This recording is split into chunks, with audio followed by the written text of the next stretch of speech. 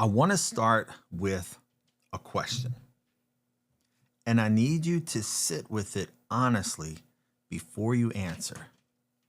When did you last look at your life? Not the version that you show people, not your Sunday best, not what you say when someone asks how you're doing, but the real picture, the actual state of your marriage. What about the real relationship you have with your children? What about your sense of purpose, your inner life, your spiritual leadership at home? When did you last look at all five of those areas at the same time and without flinching? Most men haven't. Not because they don't care, but because nobody ever gave them a framework of how to look.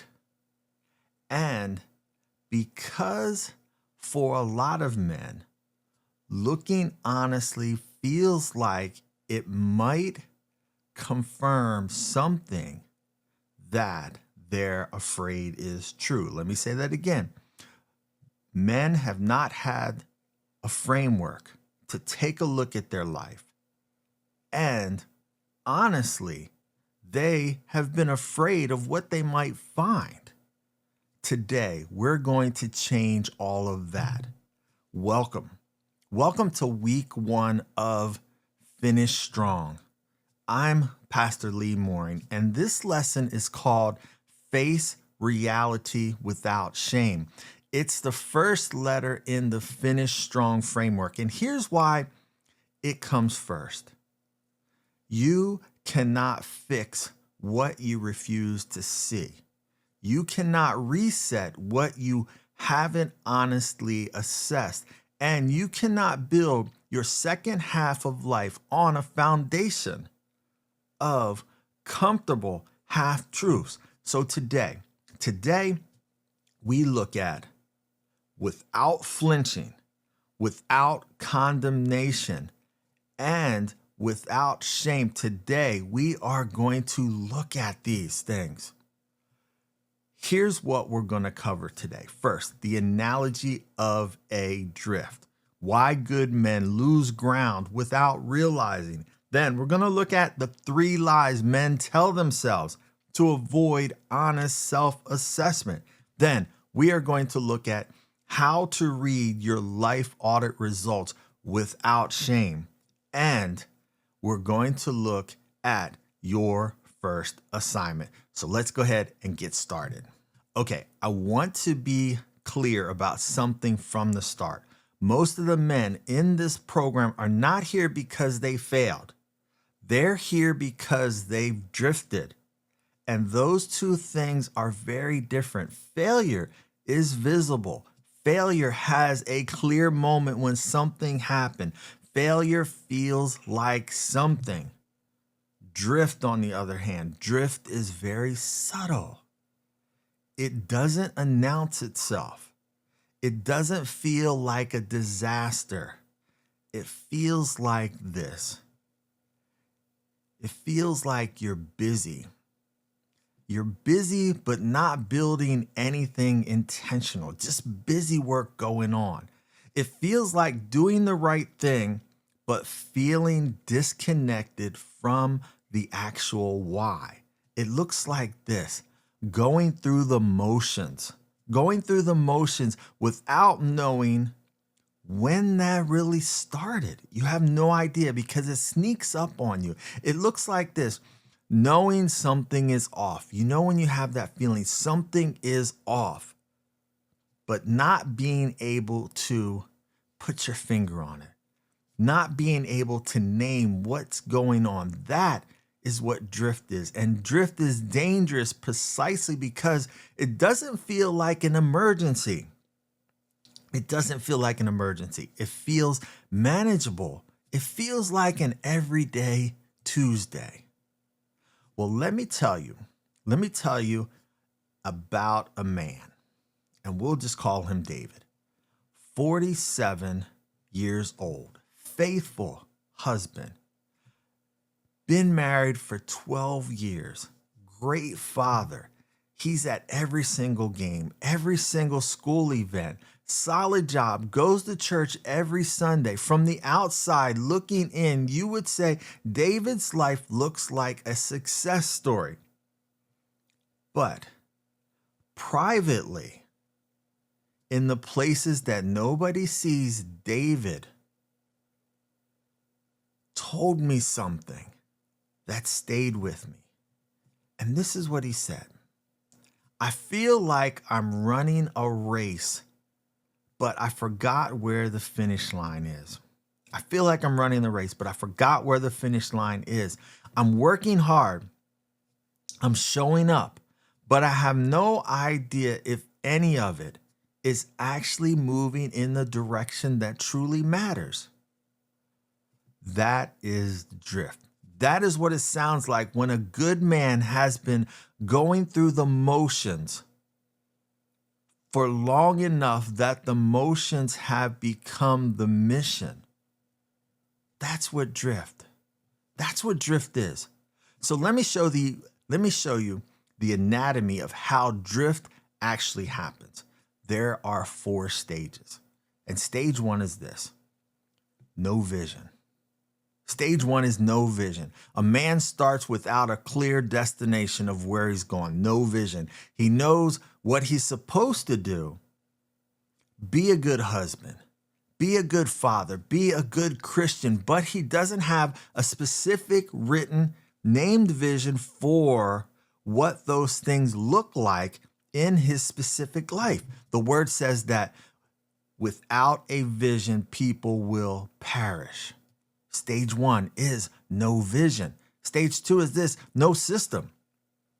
Without a structure to hold him accountable, a man defaults to whatever feels most urgent, always putting out fires.